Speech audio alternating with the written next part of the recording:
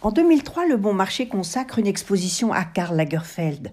Belle occasion pour le couturier d'imaginer une rencontre avec Coco Chanel, disparue 30 ans plus tôt. Karl a écrit les textes, fait les dessins. Jeanne Moreau prête sa voix à Coco Chanel.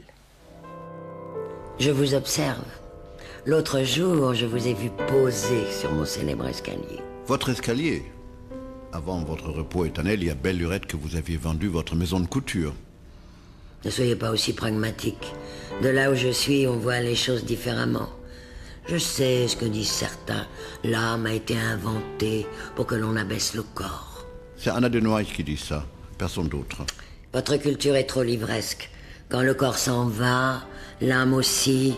Regardez-moi, c'est faux. Si l'esprit de Chanel a pu continuer d'exister, c'est aussi parce que votre nom et votre maison sont tombés dans de très bonnes mains.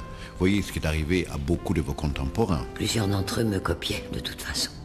Aujourd'hui, dans votre monde, on pense que vous êtes un génie si vous savez plagier.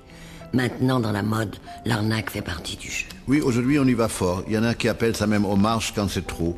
Mais qu'est-ce que ça peut faire, puisque même les copies maintenant s'exposent au musée. Et qu'est-ce que vous pensez de la mode d'aujourd'hui? Vous me connaissez. Le travail des autres ne m'intéresse pas vraiment. Je ne m'intéresse qu'à moi, à ce que j'ai été. Un peu comme vous aujourd'hui. De votre part, c'est plutôt un compliment.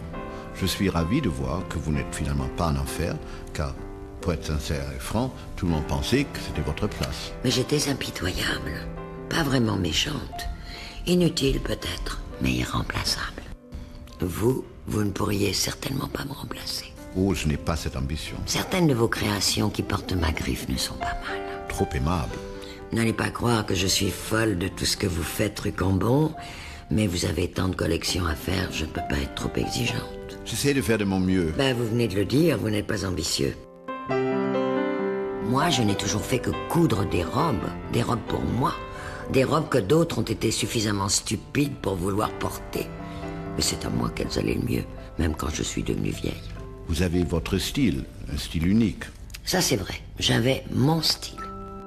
La mode aujourd'hui offre deux possibilités, la vulgarité ou la prétention intellectuelle.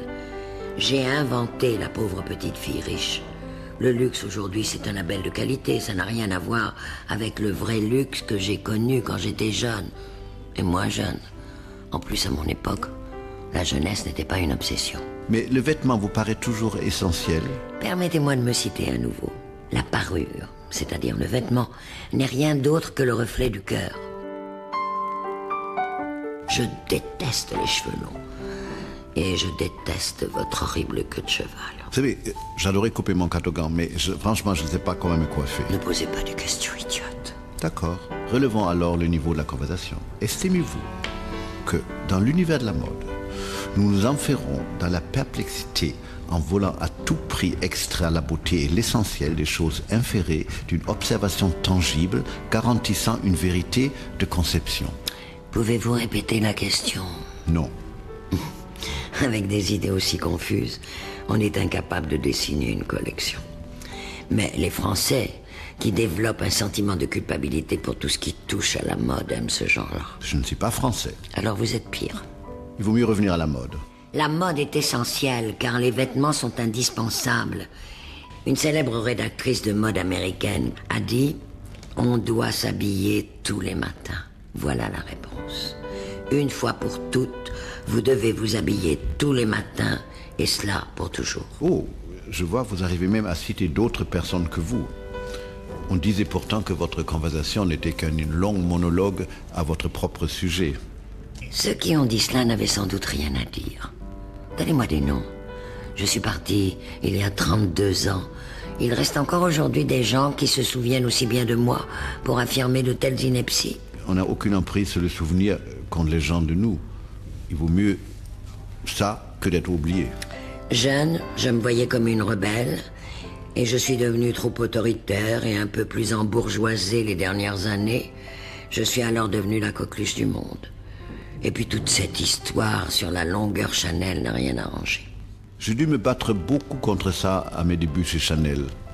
On me reprochait beaucoup de manquer de respect. De ma génération avait d'horribles genoux. Aujourd'hui, les genoux sont comme les coudes. Ils se montrent d'ailleurs. Et vous n'ignorez pas que j'ai toujours fait des robes sans manches. De toute façon, le grand public pense que vous avez dessiné les mêmes tailleurs toute votre vie. Mais c'est idiot. Dans les années 20, j'ai créé des robes adaptées aux années 20. Ensuite, mon travail dans les années 30 s'inscrivait dans l'air du temps. Oublions les années 40.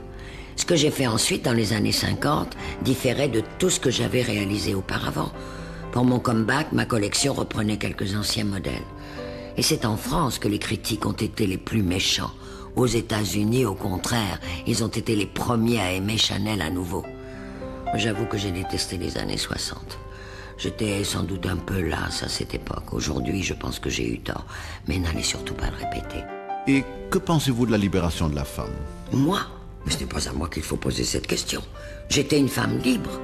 Je suis à l'origine de la libération de la femme, comme je suis à l'origine de la petite robe noire.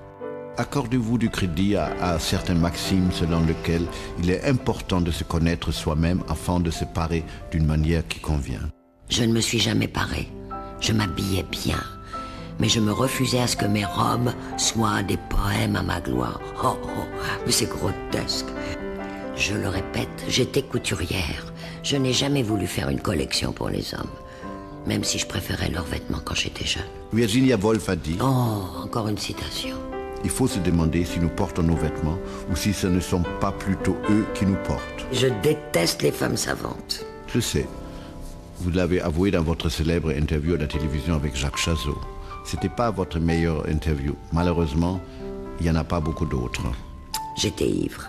Ça se voyait. Ils m'ont fait boire. Comment ils ont pu vous forcer? Je croyais que c'était une chose impossible. Nobody's perfect. Personne n'est parfait. Finalement, nous sommes tous faibles et mortels. Oh non. Moi, je suis immortel. Sinon, nous n'aurions pas pu avoir cette conversation.